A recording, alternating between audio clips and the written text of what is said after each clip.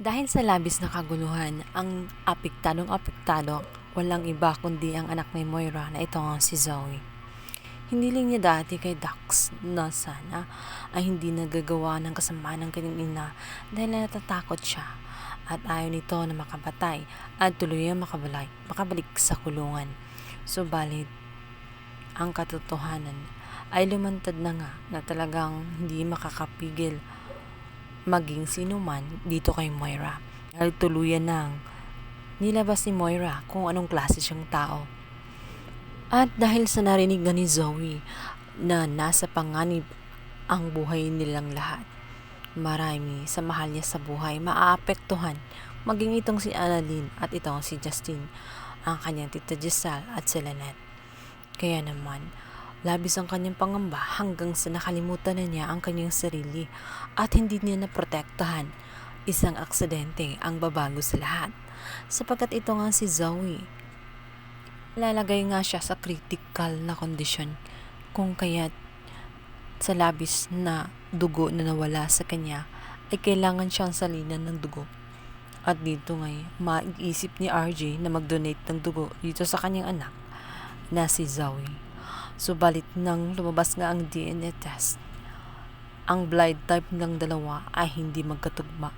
Kung kaya't nagtataka siya paanong hindi magkatugma is siya ang ama.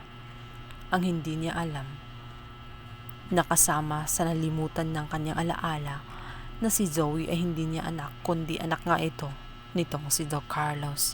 Kaya naman nang malaman ni Doc Carlos ang nangyari sa kanyang anak na si Zoe, agad din niyang pinuntahan ang kanyang anak. Dito ay humanap siya ng tiyempo.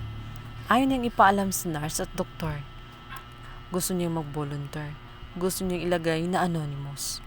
Ngunit, malilihim kaya niya ang katotohanan ngayon?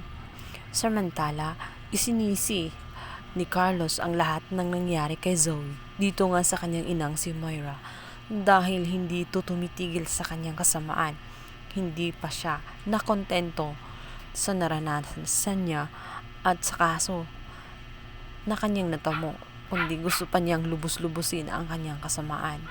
Kung kaya't apektado, maging ang kanyang anak na si Zoe ay dumanas ito ng depresyon dahil sa kanyang pinagagawa.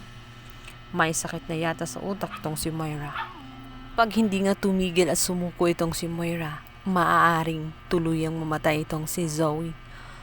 Kaya sinabihan niya itong si Moira na kapag hindi na siya magpakabait, maaaring ang kanyang anak ay magiging kabayaran ng kanyang mga kasalanan.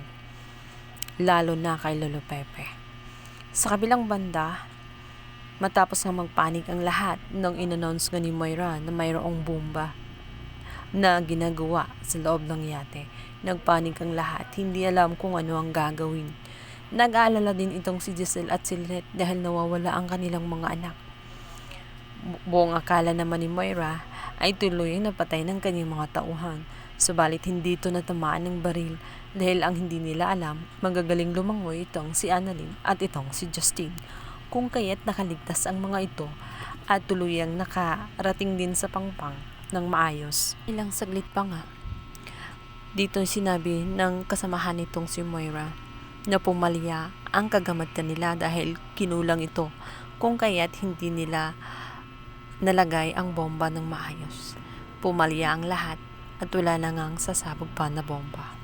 Nagpasalamat naman ito si Giselle at itong si Lynette dahil sa wakas ay safe sila.